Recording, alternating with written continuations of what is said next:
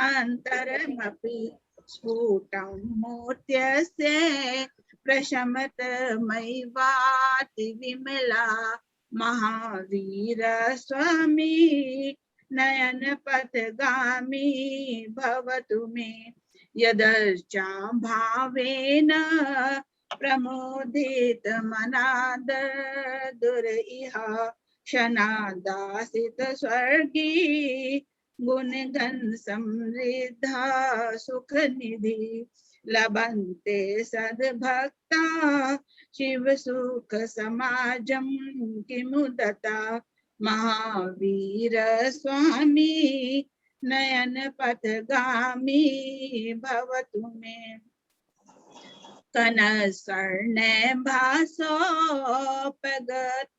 तनुर्ज्ञान निभो विचित्रात्मा phaco नृपति वर सिद्धारत तन्हा अजन्नापि श्रीमान विगत भवरागोद्बुध गतिर महावीर स्वामी नयन पथगामी भवतु मे यदि ये वागंगा विविधिने कल्लोल विमला बृहज ज्ञानाम्भोभिर जगत जनतां स नपयति इदानीमपेक्षा बुद्ध जन मरालहि परिचिता महावीर स्वामी नयन पथगामी भवतु मे अनिर्वारोद्रेकस त्रिभुवन जय काम सुभटा कुमारवस्थायमपि निज बलाध्येन विजिता स्फुरन् नित्यानंद प्रशम पद राजा ऐसा जिन्हा महावीर स्वामी नयन पथगामी भवतु मे महावीराष्टकं स्तोत्रं भक्त्या भागेन्दुना कृतं या पाठ शृण्वयापि या चापि सा याति परमां गतिं। बोले महावीर भगवान की जय। जय। परम आदरणीय विजया बहन जी टोलिया साहब, यदि आपके पास रोड तीज की कथा हो तो कथा कहने की कृपा करें प्लीज। प्रतिमा बहन जी मेरे पास नहीं है, मैं बाहर हूँ ना। अच्छा हाँ, तो कोई स्तोत्र बोलना चाहे तो मैं बोल सकती हूँ भाई साहब। नहीं, स्तोत्र अभी नहीं बोलना है। इस ग्रुप में जिन महानुभावों के पास रोड तीज की कथा हो तो कथा कहना प्रारंभ करने की कृपा करें प्लीज।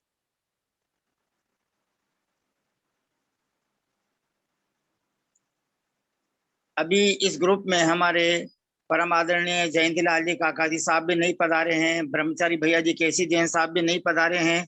हमारे परम आदरणीय काका जी साहब रतनलाल जी कोठारी, रतनलाल जी टोंगिया साहब जयपुर निवासी जरूर पधार चुके हैं। तो हम और हाँ पंडित जी मैं बोलती हूँ कथा। अच्छा, तो हम आपको आशीर्वाद ले लेते हैं ताकि अपने को सम्यक दर्शन ज्ञान चारित 3 रत्न है ना, उन रत्नों की प्राप्ति के लिए रतनलाल जी काका जी साहब से आशीर्वाद ले लेते हैं।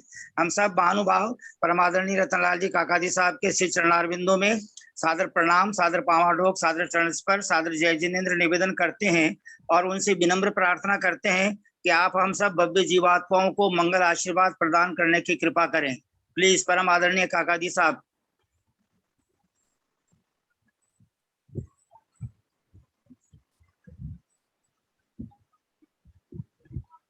हेलो जी काका जी साहब, आवाज आ रही है आपकी? आवाज आ रही है। सभी को जय जिनेन्द्र, सभी को मंगल आशीर्वाद, सबको धर्म वृद्धि हो, सबको रतन त्रय की प्राप्ति हो, यही मेरा सबको शुभाशीष है। जय जिनेन्द्र। सादर प्रणाम काका जी साहब, सादर प्रणाम। अब हम इस ग्रुप की संचालिका महोदया परम आदरणीय सोनू जैन जी सीए कोलकाता निवासी आपसे विनम्र प्रार्थना कर रहे हैं कि आज रोड तीज का परम पावन पर्व है, इसलिए आप उसकी कथा कहने की कृपा करें प्लीज। सोनू जैन जी सीए कोलकाता निवासी। पंडित जी को पावाधूप वंचना, भैया जी को वंदना, सभी को सादर जय जिनेन्द्र। आज रोड तीज है, सभी भाई बहन बहुत उमंग से मनाते हैं, बहनें सब रोट बना करके एक दूसरे को इनवाइट करती है, खिलाती है, मंदिर में दरबान जी वगैरह को देती है। इसकी एक कथा है जो मैं आप सभी के समक्ष रख रही हूँ। एक समय विपुलाचल पर श्री वर्धमान स्वामी समवस्त्रन सहित पधारे। तब राजा श्रेणिक ने नमस्कार करके हाथ जोड़ के प्रार्थना करी कि महाराज, रोट तीज व्रत कैसे और इस व्रत से किसको लाभ हुआ और यह व्रत कैसे किस विधि से किया जाता है, सो कृपा करके हमें बताएं। तब वर्धमान स्वामी राजा श्रेणिक से कहते हैं, भय राजन, एक समय उज्जैनी नगरी में एक सागर दत्त नाम का सेठ रहता था। उसकी 56 करोड़ दिनारों की लक्ष्मी देशांतरों में माल भरकर उसके प्रोहन मतलब जहाज जाते थे। उस सेठ की 7 पुत्र थे, 7 सन। एक दिन श्री मंदिर जी में एक व्रती मुनिराज ने यति और श्रावक के धर्मों का वर्णन किया। श्रावकों ने अपनी शक्ति के अनुसार व्रत लिए। सागर दत्त की सेठानी ने भी प्रार्थना करी कि महाराज, मुझे भी ऐसा सरल व्रत दीजिए जो कि 1 साल में एक ही वक्त आए और उसमें मैं कुछ खा सकूं, क्योंकि सब व्यक्ति का सहनन एक जैसा नहीं होता जो निर्जला व्रत कर सके। तो वो कही कि कुछ खा सकूं। श्री मुनिराज ने फरमाया कि हे सेठानी, व्रत नियम थोड़े से भी इस पामर जीव को संसार में पार लगा देते हैं। श्री 24वां व्रत, जिसे रोट तीज भी कहते हैं, साल में एक ही वक्त करना होता है। भाद्र पक्ष शुक्ल तृतीया तीज को सामायिक स्नान ध्यान करके 24 महाराज की पूजन विधान करना चाहिए। एक वक्त 6 रस का त्याग करके एकासन और एक ही अन्न से उसी वक्त अन्न और पानी से अंतराय रहित नियम पूर्वक करना चाहिए। इससे लक्ष्मी अटल रहती है। व्रत के दिन कुकथाओं का त्याग करना चाहिए और सील सहित धर्म ध्यान में लीन रहना चाहिए। अगर कोई व्यक्ति व्रत करके पिक्चर देखने चला जाता है और सोचता है मेरा 3 घंटा तो वैसे ही पास हो जाएगा, तो उसे उस व्रत का कोई भी लाभ नहीं मिलता। व्रत करके धर्म ध्यान करना चाहिए। 4 प्रकार का दान करना चाहिए: आहार दान, औषधि दान, शास्त्र दान, अभय दान। ये 4 प्रकार की। शास्त्र दान का मतलब ये नहीं कि 1,00,000 2 लाख रुपया दो। कोई भी 2-3 शास्त्र है, कोई भी हमें ज्ञानी जन दिखा, उन्हें दे दिया। आप सभी लोग को पंडित जी के घर एक शास्त्र भिजवाना चाहिए, या फिर भैया जी को ऐसा कुछ भी कर दिया, शास्त्र दान हो गया।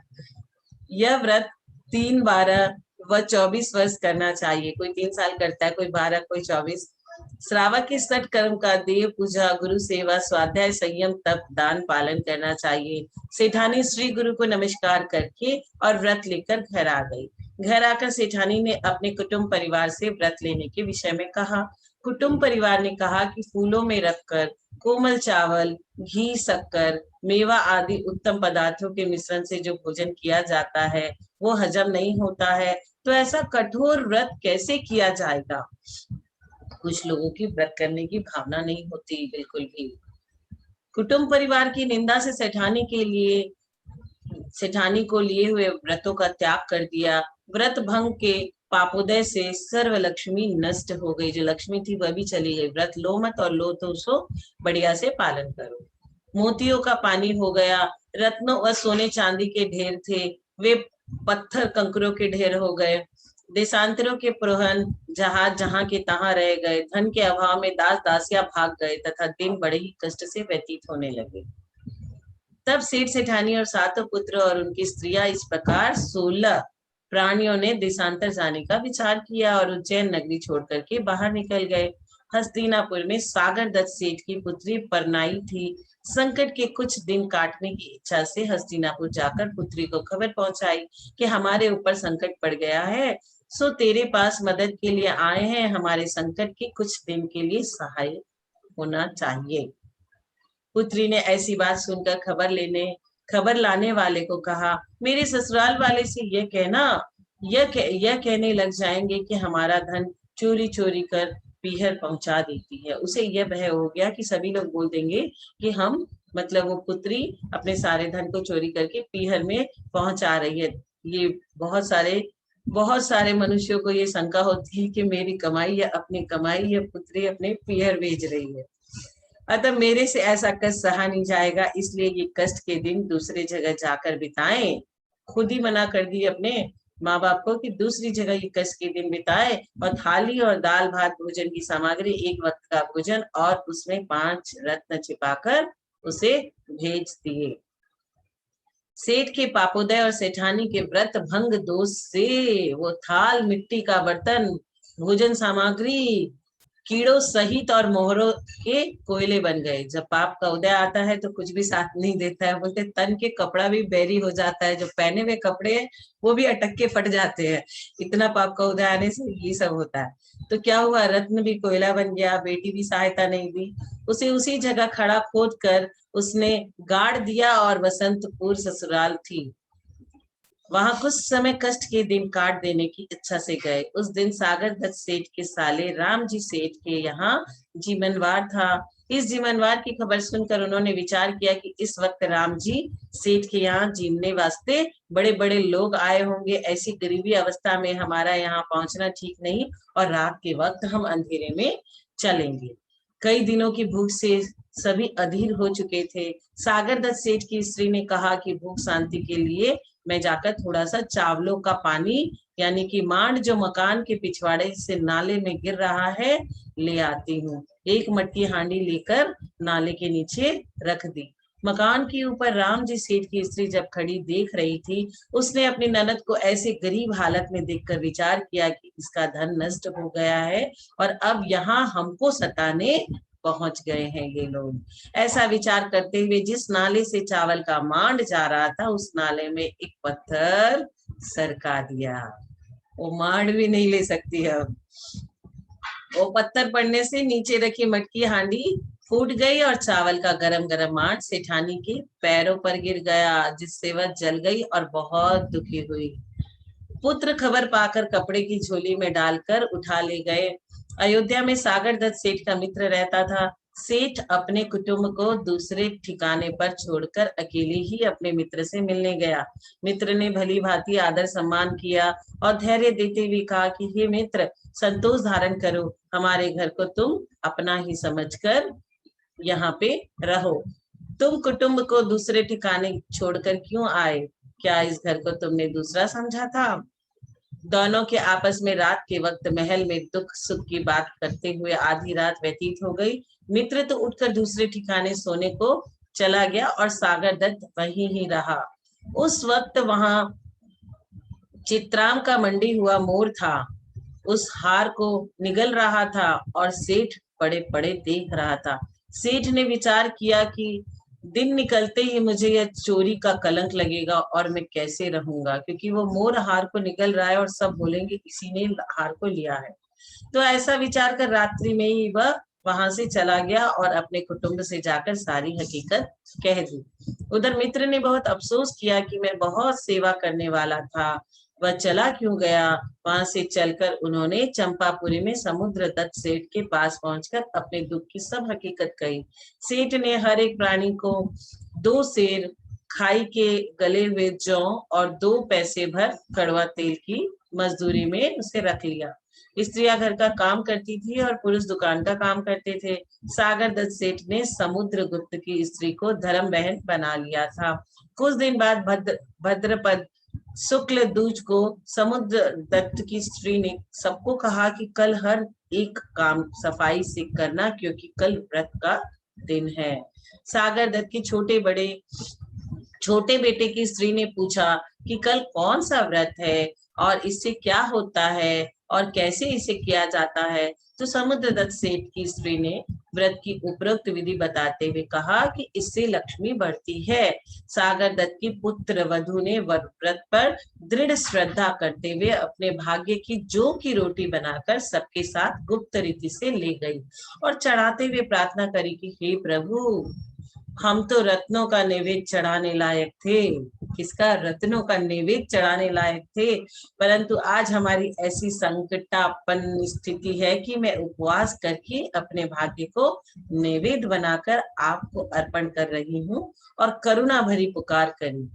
व्रत में दृढ़ श्रद्धा की वजह से इतना पुण्य उपार्जन हुआ कि चढ़ाया हुआ नैवेद्य तुरंत ही स्वर्ण रत्नों का बन गया। क्या चीज में शक्ति है? शक्ति भक्ति और श्रद्धा में होती है। रत्नों का बन गया और पंचों को खबर मिलने से पंच लोग आश्चर्य करने लगे। उस तरफ समुद्र दत्त सेठ की स्त्री ने एक बार रोट बनाकर सागर दत्त की स्त्री को देते हुए कहा कि भौजाई, यह रोट आज तुम्हारे बच्चे को दे देना। उसने पूछा कि ननद जी, आज ये कौन सा त्योहार है कि आज उत्सव मनाया जा रहा है? उसने कहा कि आज 24वीं व्रत अर्थात रोट तीज व्रत है और कभी संकट इससे नहीं आता है। सागर दत्त की स्त्री को मुनिराज के दिए हुए व्रत की याद आने और उसे भंग कर देने, छोड़ देने से भारी पश्चाताप हुआ और यह भी जाना कि इस व्रत भंग के दोष से हमारी ये संकटापन्न स्थिति हो गई है। पश्चाताप उस करते करते उसने व्रत करने का फिर से निश्चय किया। व्रत पर श्रद्धा होने से और भूल का पश्चाताप होने से पुण्य का उदय हुआ, जिसके प्रभाव से हाथ में आया हुआ रोट तुरंत ही स्वर्ण का मतलब गोल्डन बन गया। स्वर्ण का रोट देखकर लोभ उत्पन्न होने से समुद्र दत्त सेठ की स्त्री ने कहा कि भौजाई, आटा और स्वर्णों का रोट दोनों पास पास रख दे। आटा और स्वर्णों का रोट दोनों पास पास रखे थे, सो गलती से ये स्वर्ण का रोट आ गया और गेहूं का वही रह गया। ये स्वर्ण का रोट मुझे वापस दे दो, गेहूं का रोट मैं तुम्हारे लिए लाती हूँ। यह रोट समुद्र दत्त की स्त्री के हाथ में जाते ही फिर क्या हुआ? गेहूं का बन गया। तब समुद्र दत्त की स्त्री कहने लगी, भौजाई, अब तुम्हारे पुण्य का उदय आ गया है, जिससे तुम्हारे हाथ में आते ही स्वर्ण का रोट बन जाता है। उधर सागर दत्त ने व्यापार धंधा किया, जिससे वे वापस करोड़पति बन गए। अरे धन तो क्या है, जब किसान खेती करता है फल के लिए तो घास फूस तो अपने आप उगती है।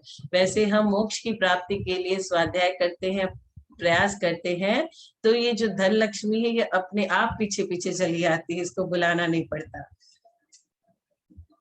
सागर दत्त ने व्यापार धंधा किया, जिससे वे वापस करोड़पति बन गए।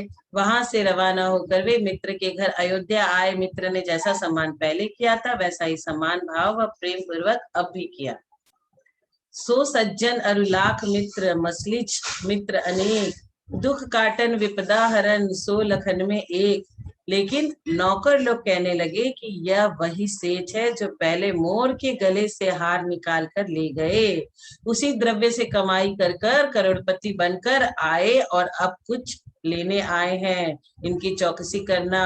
रात के वक्त वो ही चित्राम का मड़ा हुआ मोर उस हार को वापस उगलने लगा। देखिए कर्मों की स्थिति, जब कर्म अच्छे होते हैं तो आदमी का पुण्य जब होता है तो क्या क्या होने लगता है।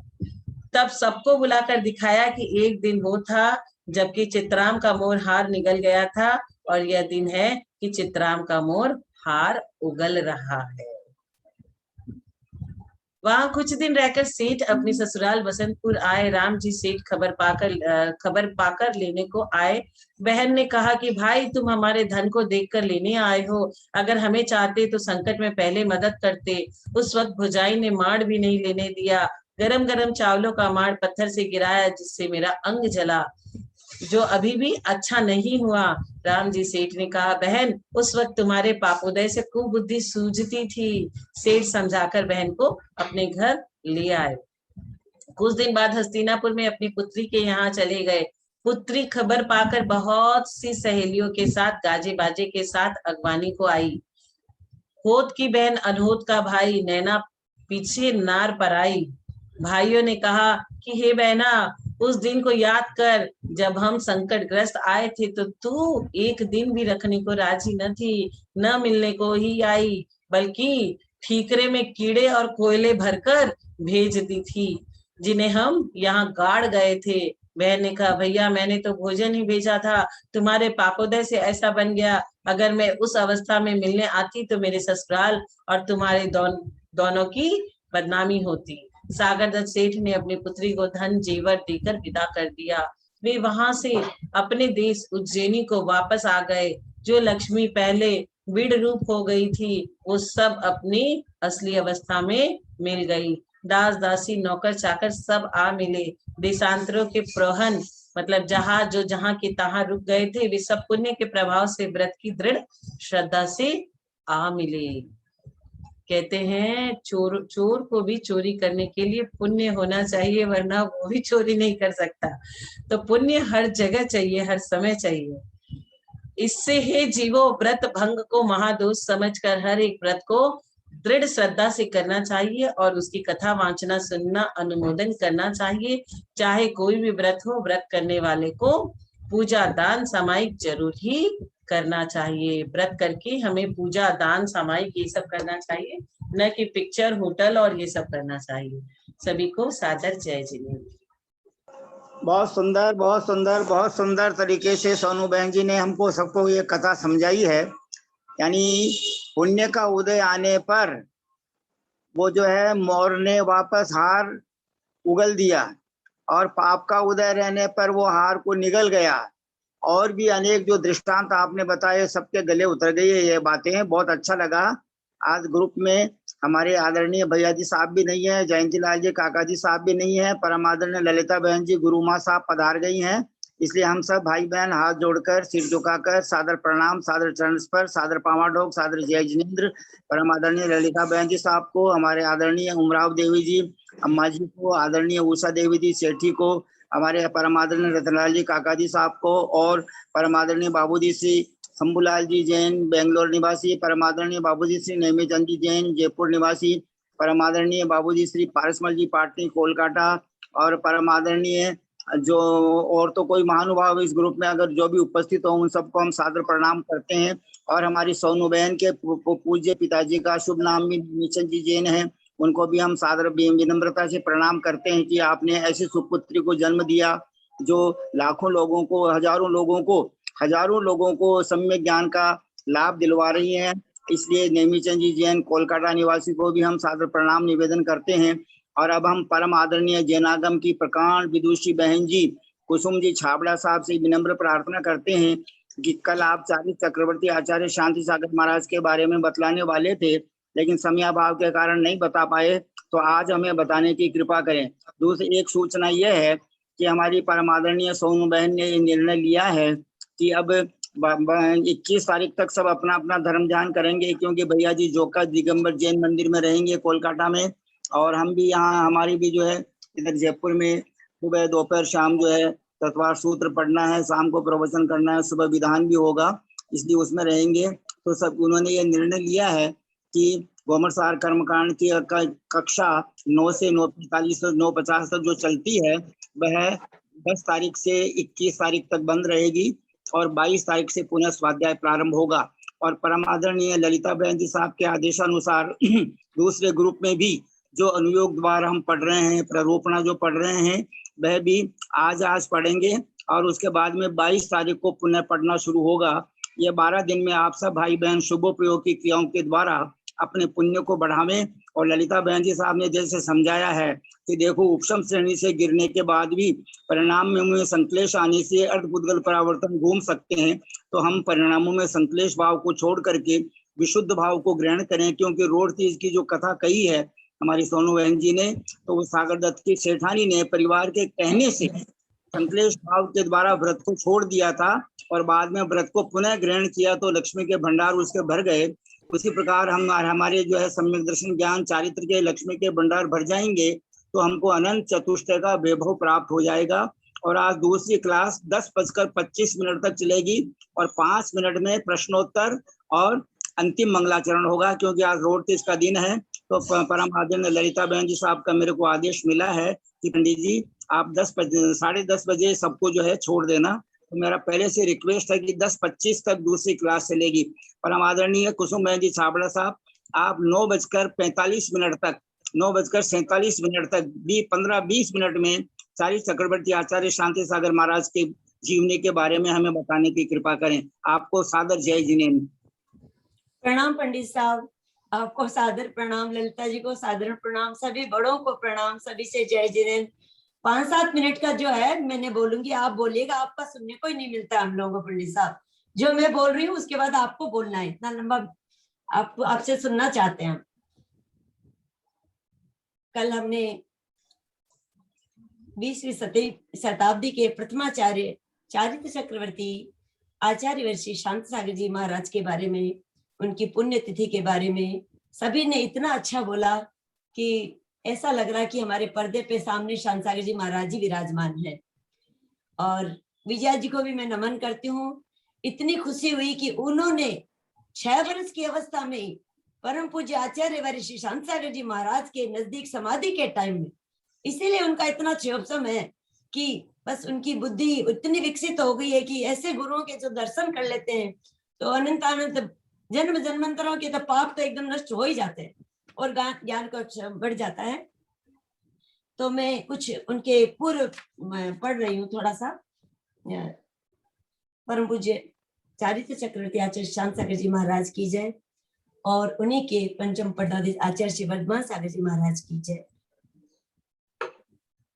कहते हैं कि गर सूरी शांति सागर, अगर सूरी शांति सागर संयम का रूप नहीं धरते, अगर सूरी शांति सागर संयम का रूप नहीं धरते, वे अपनी काया से इस युग का कायाकल्प नहीं करते, मानवता मान नहीं पाती यदि जीवित मंत्र नहीं होते, यह भारत गारत बन जाता यदि ऐसे संत नहीं होते, यदि ऐसे संत नहीं होते। परम पूज्य आचार्यवर प्रातः स्मरणीय धर्म साम्राज्य नायक चारित्र चक्रवर्ती परम तपोनिधि परम पूज्य 108 आचार्य श्री शांति सागर जी महाराज इस युग के महानतम ज्ञान चारित्र की विभूति थे। वर्तमान में आध्यात्मिकता का मार्ग प्रशस्त करने वाले अद्वितीय साधु रत्न थे। ऐसे आचार्यवर के पहले क्या था इस युग में, क्यों ऐसा हम उनको पूज्य मानते हैं, क्यों प्रथम मानते हैं, उसके बारे में जो भी मेरे पास है मैं सुनाना चाहती हूँ। 16वीं शताब्दी के प्रारंभ में ही अधिकांश उत्तर भारत मुगल साम्राज्य के अंतर्गत सम्मिलित हो चुका था। 16वीं शताब्दी के प्रारंभ में ही मुगल साम्राज्य के अंतर्गत ये हमारा भारत, उत्तर भारत हो चुका था। राजनीतिक उथल पुथल ने सारे देश का अमन चैन छीन लिया था। धर्म गुरु आडंबर और पाखंड के पंख में फंसते जा रहे थे। वहीं दूसरी ओर कुछ लोगों ने देव शास्त्र और गुरु तीनों का बहिष्कार करके अपनी मनमानी कल्पनाओं के आधार पर अनेक नए मत, धर्म और संप्रदाय गढ़ लिए। कुछ गुरुओं ने तो अपने आप को भगवान ही घोषित कर दिया। इस प्रदूषित वातावरण में कठोर आचरण का पालन करने वाले दिगंबर मुनियों का निर्वाह असंभव होता गया और उनकी संख्या दिन प्रतिदिन घटती चली गई।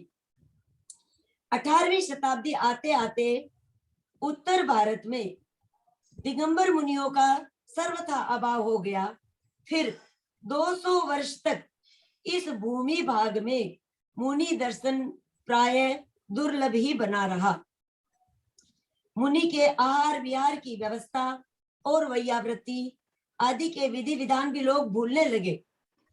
दक्षिण भारत में अवश्य मुनियों का अस्तित्व बना रहा, पर वह बहुत विरल भी था और कुछ कुछ सदोष भी होने लगा था। हम पढ़ते हैं कि कुछ वस्त्र लगा करके आहार के लिए निकलते थे मुनि। इस पृष्ठभूमि में 20वीं शताब्दी का प्रारंभ जैन शासन के लिए एक नया प्रकाश लेकर आया। महाराष्ट्र में भोजगाम के एक अति भाग्यशाली और संकल्पशील कर्मठ युवक सातगोड़ा पाटिल ने परिग्रह के परित्याग पूर्वक दिगंबरी दीक्षा ग्रहण करके मुनि शांति सागर जी के नाम से साधु संस्था के इतिहास में पदार्पण किया। कठोर तपस्या और निष्प्रह साधना के बल पर इस युवा सन्यासी ने शीघ्र ही पूरे देश में दिगंबर मुद्रा की कीर्ति स्थापित कर दी तथा विलुप्त प्राय दिगंबर गुरु परंपरा की पुनर्स्थापना करके जैन शासन की सेवा का एक अनोखा कार्य करके दिखाया। जो आज यही पूज्य मुनि शांत सागर जो आगे चल करके हमारे लिए चारित्र चक्रवर्ती आचार्य शांत सागर जी के नाम से जानते जाते हैं। ऐसे आचार्य श्री की कठोर तपस्या इस युग की एक आश्चर्यजनक विजय थी। उनकी तपस्या का प्रभाव कुछ एक दो स्मरण से मैं बताना चाहती हूँ। मैंने जो पढ़ा आचार्य चक्रवर्ती शांति जी महाराज की जो किताब है उसमें मैं था कि कटनी में एक प्राणहीन आम का वृक्ष था। मतलब आम पे कुछ भी फल फूल नहीं थे, एक आम का वृक्ष था, वह फल नहीं देता था। एक बार उस वृक्ष के नीचे आचार्य भगवान शांति सागर जी महाराज जी की पूजन हुई, तब से वह वृक्ष फलने फूलने लगा। मात्र वहां बैठे थे, उनकी पूजन हुई और उस वृक्ष पे फल आने लगे। एक बार कटनी चातुर्मास के बाद महाराज बिलहरी गांव में पहुंचे। वहां के सभी कुएं में खारा पानी था। एक स्थान पर, इस स्थान पर आचार्य महाराज बैठे थे। भक्तों ने, जिस स्थान पर आचार्य महाराज बैठे थे, भक्तों ने उसी जगह कुआं खोदा तो वहां का पानी बहुत मीठा निकला और उस पानी को जब दूसरे कुओं में डाला गया तो सारे कुओं का पानी पीने योग्य एकदम मीठा पानी हो गया। तो ये उनकी तपस्या का ही फल था। उनकी तपस्या के बारे में सभी ने कल बताया, कितने उपवास किए, कैसे उन पर उपसर्ग आए, फिर भी वो एकदम निश्चल रहे। और आचार्य महाराज के सोनू ने बताया, समय शेखर जी की उन्होंने वंदना करा दी। मतलब कितनी करुणा थी कि अपने खेत में बैठते थे जब छोटी अवस्था में, तो चिड़िया पक्षियां आ जाते थे तो अपना मुंह फेर लेते थे कि ताकि वो लोग खा ले, और ऊपर से उनके लिए पानी का दोना और लाके रखते थे। तो उनके अगल बगल के जितने भी खेत वाले थे वो सब देखते थे कि कैसा पगला है, क्योंकि वो लोग तो उड़ाते रहते थे। तो कहने का मतलब है आचार्य शांति सागर जी की हम महिमा उनकी किसी इस मुख से कह ही नहीं सकते। उनके गुणों का गुणगान करने की हमें क्षमता ही नहीं है। आचार्य शांति सागर जी महाराज इस युग के महातपस्वी, धर्म प्रचारक, जैन संस्कृति रक्षक महापुरुष हुए हैं। ऐसे आचार्य शांति सागर जैन धर्म और जैन समाज के प्राणभूत है। ज्ञान और चारित्र के अगाध समुद्र है। ऐसे ऋषिराज के प्रति मेरी विनम्र विनम्र उनको बारंबार नमोस्तु करती हूँ। आज उनकी पुण्यतिथि 1955 में उनकी हुई। 1955 में मेरा जन्म दिवस है, इसलिए मुझे हमेशा याद रहता है शांति सागर जी की समाधि तिथि, भादो सुदी दूज। और 10 लक्ष्मण जी के पहले जो ये दूज आती है तो वहीं से एकदम परिणामों में विशुद्धि, आनंद और एकदम सुख की अनुभूति होने लग जाती है। जिनका हमारे 10 लक्ष्मण जी का प्रथम भूमिका जो बीज है, सबसे शांति सागर जी से हम मनाना शुरू करते हैं तो ऐसा लगता है पर्यूषण आते आते हमारी विशुद्धि, हमारी परिणामों की निर्मलता और बढ़ती जाती है। और इन्हीं भावनाओं के साथ उन्हें बारंबार नमन करते हुए, हे शांति सागर गुरुदेव, आप जहां भी हो, आपके जैसा बल, आपके जैसी शक्ति, आपके जैसी नम्रता, आपके जैसी करुणा और आपके जैसे त्याग तपस्या, आपके जैसे समाधि कुछ हम लोगों के जीवन में भी आए। इसी का आशीर्वाद मांगते हुए, सभी बड़ों को प्रणाम करते हुए, भाई साहब को वंदना करते हुए, पंडित साहब, ललिता जी, बड़े भाई साहब जो भी है, जयंती भाई साहब, सभी को प्रणाम, सभी से जय जिनेंद्र करते हुए। और विजया जी, आप हमेशा याद रहेंगे हम लोगों को, क्योंकि किसी व्यक्ति ने देखा उनको, हम रोज सोते हैं किसी ने तो दर्शन किए होंगे शांति सागर जी के, तो हमेशा इस बात के लिए हमेशा स्मरण में रहेंगे। इस तरह से आज सभी को शुभकामनाएं रोड तीज की और 10 लक्ष्मण जी की पूर्ण मनोभाव के साथ सभी हम मनाएं, अत्यंत प्रभावना के साथ, अत्यंत विशुद्धि के साथ, सम्यक दर्शन पूर्वक इस पर्व काम करें। अपना शक्ति अनुसार व्रत, संयम, पूजन, भक्ति जो भी करना चाहे, इन्हीं भावनाओं के साथ सबको जय जिनेंद्र। दीदी मैं एक बात कहना चाहूंगी, प्रणाम सभी को। जो नागपुर में उनका बहुत आना रहा और काफी दिन हो रहे हैं, और मेरी जो सहेलियां आज है उनके घर उनके आहार भी हुए उनके नागपुर में, वो काफी दिन रुके भी थे। विजया आंटी, आपकी सहेली को एक बार बुलाइएगा जिनके यहाँ आहार हुआ है। जी, मैं नागपुर रहूंगी, जब मैं उनसे मुलाकात करवा दूंगी। और दूसरी बात, हमारे नागपुर जो है संतरे के लिए प्रसिद्ध है, पर संतरा नगरी नहीं, अब संतों की नगरी हो गई है। बहुत साधु संत आवागमन होता है, बहुत अच्छा लगता है। आप सब जरूर आइएगा नागपुर। बहुत सुंदर, बहुत सुंदर, बहुत सुंदर। हमारी आदरणीय कुसुम बहन जी छाबड़ा साहब ने चारी चक्रवर्ती आचार्य शांति सागर जी गुरुदेव के प्रति बहुत सुंदर सुंदर संस्मरण सुनाए। कुएं का जल मीठा हो गया, और उसमें जल आ गया। आम का जो वृक्ष जो है लगता है वो उस पर फलीभूत नहीं होता था, फलीभूत होने लग गया। बहुत सुंदर सुंदर बातें बताई, बहुत अच्छा लगा। और उन्होंने विजया बहन जी की जो तारीफ की, हम तो सब उनकी अनुमोदना करते हैं कि उनको चारी चक्रवर्ती आचार्य शांति सागर महाराज के श्री मुखारबिंद से निकले हुए उच्चारण किए हुए शब्द सुनने को मिले। भले ही वो 6 वर्ष की उम्र में रहे हों, लेकिन वो संस्कार आज भी उनमें विद्यमान है।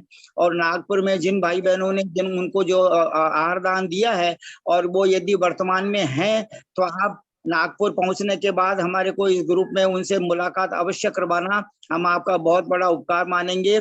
चारी चक्रवर्ती आचार्य शांति सागर महाराज ने 109 वर्ष पहले, बिफोर 109 ईयर्स, क्षुल्लक दीक्षा ली थी सन 1912 में, और 1916 में एलक दीक्षा ली थी, और 1920 में यानी 101 वर्ष पहले मुनि दीक्षा ली थी। और मुनि दीक्षा लेने के बाद 35 वर्ष वो 7वें 6ठे गुणस्थान में रहे, अप्रमत्त विरत, और प्रमत्त विरत गुणस्थान में उनके 35 वर्ष का लगभग जीवन व्यतीत हुआ। और उन्होंने ऐसे चारित्र का जो बीज बोया है, उन्हीं की कृपा मेहरबानी है कि इन 101 वर्षों में लगभग 2500 और 3000 के बीच में, 2500 3000 के बीच में इतने सारे दिगंबर जैन आचार्य उपाध्याय, मुनिराज, माताजी आर्य का माताजी, एलक जी महाराज, छुल्लक जी महाराज, छुल्लिका जी माताजी हुए हैं, और वर्तमान में हो रहे हैं, और भविष्य काल में होते रहेंगे।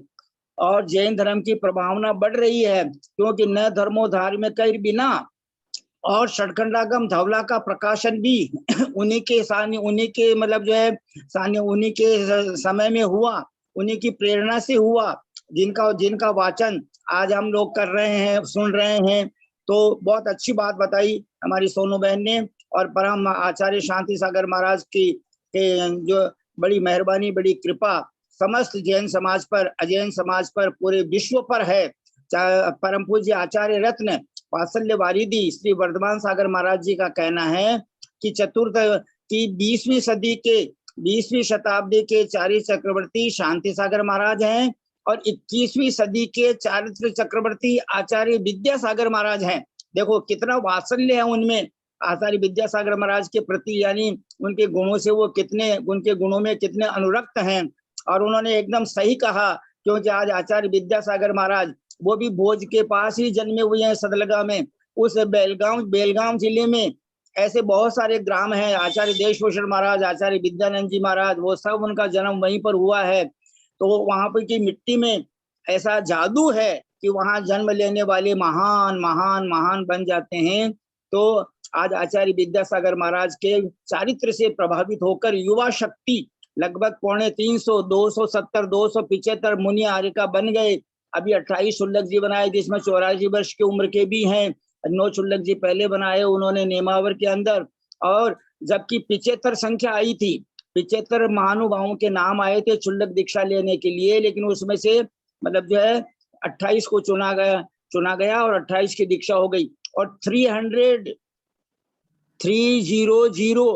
300 बहनों के, महिलाओं के नाम आए हुए हैं छुल्लिका दीक्षा के लिए। अब उनमें से जिनकी काल लब्धि आ जाएगी, जिनका चयन होना होगा वो हो जाएगा, उनकी भी छुल्लिका दीक्षा होगी। तो बहुत अच्छा लगा।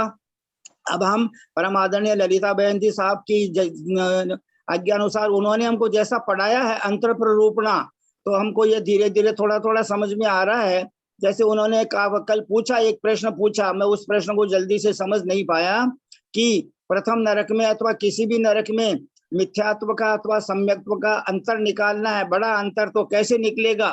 तो उसी प्रकार अभी हमको अंतर प्ररूपणा में यह थोड़ा समझ में आने लग गया कि अंतर प्ररूपणा प्रारंभ होने के पहले भी 3 दिन का गैप पड़ गया था, वो अंतर पड़ गया था। और अब अंतर प्ररूपणा आज और पढ़ेंगे, और उसके बाद में 12 दिन का और कुछ घंटों का और कुछ अंतर मुहूर्तों का अंतर पड़ेगा। हम अंत में परमादरणीय ललिता बहन जी साहब, हाँ एक पंडित साहब, एक कुछ मैं जरा सा बोल रही हूँ, 1 सेकंड के लिए एक 2 लाइन बोल रही हूँ कि हमने जो आचार्य शांति सागर फाउंडेशन, एक मैं और आनंद प्रकाश जी शास्त्री जी ने प्रथम चारित्र वक्ती आचार्य श्री शांति सागर जी की मुनि दीक्षा शताब्दी वर्ष के उपलक्ष्य में हमने उनके जीवन पर आधारित एक लोकोत्तर महापुरुष की यशोगाथा की नाटिका भी तैयार करके कला मंदिर हॉल में दिखाई थी, और उन्हीं के एवज में हम 100 ग्रंथों का प्रकाशन लेके चल रहे हैं शताब्दी समारोह के उपलक्ष्य में ही। उसमें हम 50 का विमोचन कर चुके हैं और 50 ग्रंथों का काम भी हमारे लगभग पूर्ण होने वाला है। जल्दी ही हमारी उनके भी विमोचन करने की इच्छा है। तो ये गुरुओं का ही पुण्य है, आचार्य शांत सागर जी महाराज का तो है ही, पर उन्हीं के लघु नंदन वर्धमान सागर जी का भी तीव्र पुण्य है। उन्हीं के आशीर्वाद से हम लोग ये कार्य किए हैं और पूर्ण सफलता के साथ हमारा ये कार्य हो रहा है, ये मैं बोलना चाह रही हूँ। बहुत सुंदर कुसुम बहन जी साहब। सोनू बहन की बात मेरे को याद आ गई कि पंडित जी को जो भी शास्त्र भेजना चाहे तो आदरणीय कुसुम बहन जी छाबड़ा साहब, आपसे मैं प्रार्थना कर रहा हूं कि मेरे को कुंद कुंद भारती और विमल ज्ञान प्रबोधिनी टीका शादवादमती माता जी ने 10 भक्तियों के है। तो ये 2 शास्त्र आप मेरे को कोरियर करने की कृपा करना प्लीज। कुंद कुंद भारती और विमल ज्ञान प्रबोधिनी टीका, उसके अंदर प्रतिक्रमण का भी अर्थ है और भक्तियों का भी अर्थ है। ये 2 शास्त्र जी आप मेरे को भेजने की कृपा करना। अब जो है इस कक्षा का समय प्रारंभ जो है पंडित जी आशीर्वाद ले लेते भैया जी से। वंदना वंदना वंदना भैया जी। भैया जी साहब पधार गए क्या ग्रुप में? हाँ। अच्छा, हमको तो मालूम ही नहीं है, इसलिए हमने तो देखा कहीं पर मिला नहीं, इसीलिए तो हम इतना समय जो है लगा दिए। हम सब परम आदरणीय भैया जी के चरणारविंदों में विनम्रता पूर्वक सादर प्रणाम, सादर चरण स्पर्श, सादर पावाडोक, सादर वंदना निवेदन करके उनसे विनम्र प्रार्थना करते हैं कि हम तो आज गौमरसार कर्मकांड सुनने की इच्छा रख रहे थे, लेकिन उसमें भी अंतर पढ़ने का अंतर प्ररोपणा के अनुसार कोई ऐसा आ गया होगा, वो केवली गम्य है। भैया जी साहब आपसे रिक्वेस्ट है कि हंसते हुए मुस्कुराते हुए हम सबको एक बार मंगल आशीर्वाद ऐसा प्रदान करने की कृपा करें कि इस पर्यूषण पर्व में सबके परिणामों में विशेष विशुद्धि प्रकट हो जाए। प्लीज भैया जी साहब रिक्वेस्ट आपसे। वंदना भाई साहब, वंदना वंदना पंडित जी वंदना भैया। प्रणाम, सभी बड़ों को वंदना प्रणाम, भाई सबको साहब, जय वंदना जिनेंद्र। भाई साहब, सब बड़ों को प्रणाम। वंदना भाई साहब, वंदना वंदना पंडित जी साहब प्रणाम, सभी बड़ों को वंदना भैया जी, वंदना सभी को जय जिनेंद्र। वंदना भाई साहब, सब बड़ों को सभी प्रणाम, को जय सबको जय जिनेंद्र। बड़ों को प्रणाम, सभी को जय जिनेंद्र। वंदना भाई साहब, जय जिनेंद्र। ये नई क्लास चालू हुई क्या? अब शुरू होगी। अच्छा। सोनू बहन जी, भैया जी साहब कहाँ हैं? आपके सामने तो प्रत्यक्ष है। मंगलम गौतमो गणी, मंगलम कुंद कुंदाद्यो, जैन धर्मोस्तु मंगलम। सर्व मंगल मंगल्यम सर्व कल्याण कारकम, प्रधानम सर्व धर्माणाम जैनम जयतु साधनम। सोनू जी ने स्पोर्ट किया है तो सोनू जी को दंड मिलेगा। सोनू जी को आज निमंत्रण किया हुआ है तो सोनू जी आज हमारे घर पर पधारेंगे। रोड तीज के दिन हम मेहमान को जब तक भोजन नहीं कराते तब तक हम भोजन नहीं करते हैं, इसलिए आज हमने सोनू जी को कल से ही निमंत्रण किया है। तो सोनू जी कृपया अब अंतर जो है आपका पूरा हो गया है, आप हमारे घर पर पधारेंगे भोजन के लिए आज पहला। और दूसरा बाकी सबके लिए बहुत बहुत मंगल आशीर्वाद है। पंडित जी साहब आपने शांति सागर महाराज के बारे में बताया, कुसुम दीदी ने बताया और सबने आज कुसुम दीदी ने रोड तीज के बारे में भी सबको बताया, मंदिर भी में भी बताया।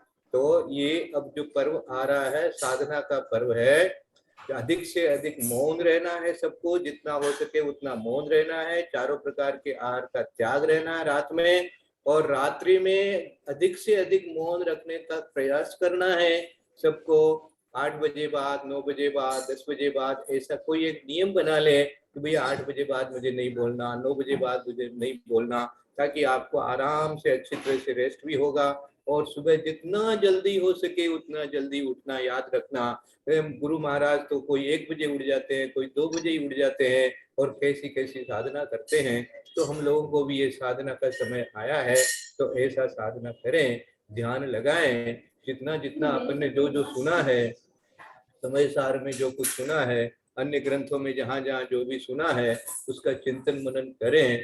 और जो जो जो जैसे शांति सागर महाराज और ऐसे ऐसे जो जो भी दिगंबर आचार्य हमारे हुए हैं जिनके बारे में पूरा स्मरण करें, और जैसे वो समाधि लगाते हैं ऐसे ही उसी तरह की साधु समाधि का चिंतन करते हुए, मनन करते हुए अपने आप को जो है वो ध्यानस्थ ध्यानस्थ करने की पूरी चेष्टा करें, क्योंकि और दिनों में तो भोजन वगैरह ज्यादा होता है, लेकिन 10 दिन में आपको भोजन भी कम करना है। जहां तक हो सके अधिक से अधिक उपवास करना, अधिक से अधिक एकासन करना, और शक्ति अनुसार जो है वो अन्य रस वगैरह का भी त्याग करना। तो इस प्रकार से आप करेंगे तो आपको निद्रा भी कम आएगी और आप जो है वो ध्यान अच्छे से लगा सकेंगे। प्रत्येक समय अपने आप को मैं तो आत्मा हूँ, मैं तो आत्मा हूँ, मैं तो निर्भय हूँ, मैं तो निर्भय हूँ, मुझे किसी प्रकार का भय नहीं है, मैं निश्चिंत हूँ, कोई चिंता नहीं है, कोई फिक्र नहीं है। इस प्रकार बार बार अपने आप को निष्परिग्रह अनुभव करते हुए, अपने आप को ये शरीर से भिन्न अनुभव करते हुए, देखो ये जो कायोत्सर्ग होता है ना, ये कायोत्सर्ग जो मात्र खाली 9 बार नमोकार मंत्र जपने का कायोत्सर्ग नहीं होता है। काया से उत्सर्ग मानी अब काया की तरफ भी ध्यान नहीं है। काया मैं नहीं हूँ, काया मैं नहीं हूँ, काया तो अनेक बार मिलती रहती है, काया से मुझे अभी कोई प्रयोजन नहीं है, मैं तो मैं हूँ, मैं तो मैं हूँ, मैं तो मैं आत्मा हूँ, मैं तो ज्ञान दर्शन मात्र हूँ, मैं चेतन हूँ। इस प्रकार का अनुभव करने का अधिक से अधिक प्रयास करें। ये इससे में ऐसा जो प्रयास करेंगे तो आपके अंदर में अपने आप ही उत्तम क्षमा, उत्तम आर्जव सब 10 धर्म जो है वो अंतर में आत्मा में आने लग जाएंगे, क्योंकि उन्हीं का जो स्थूल रूप है वो हमारे अंदर में अभी से ही आएगा, तो उसके बाद में उसका जो उत्कृष्ट रूप है वो भी प्रकट होगा। इस प्रकार से 10 धर्मों को अंदर में धारण करने में बाहर की क्रियाएं जितनी हो उतनी करें, परंतु अभी कुछ ऐसा भी खबर आ रहा है कि भाई कोरोना का भी प्रकोप जो है कुछ वापस बढ़ने की चांसेस हो रही है, इसलिए सब लोग जो है थोड़ा सा उसकी सावधानी वगैरह भी रखें। बाहर वगैरह जाने का हो या और कहीं जाना हो तो उसके लिए भी सावधान रहें। सबके लिए अच्छा स्वास्थ्य रहे, अच्छे तरह से नियम निर्दोष पालन होवे और सब आनंद से रहे, खूब अच्छी तरह से आत्मा का ध्यान लगावे। इसी आशीर्वाद के साथ में यदर्थ मात्रा पदिवाक्यहीनम मया प्रमादादि किंचनोक्तम तन्मिक्षमित्वा विदधातु देवी सरस्वती केवल बोधलब्धिं बोधि समाधि परिणाम शुद्धि स्वात्मोपलब्धि शिव शोक सिद्धि चिंतामणिं चिंतित वस्तुदाने स्वां वन्दमानस्य ममास्तु देवी। बोधिसत्व माता की जय।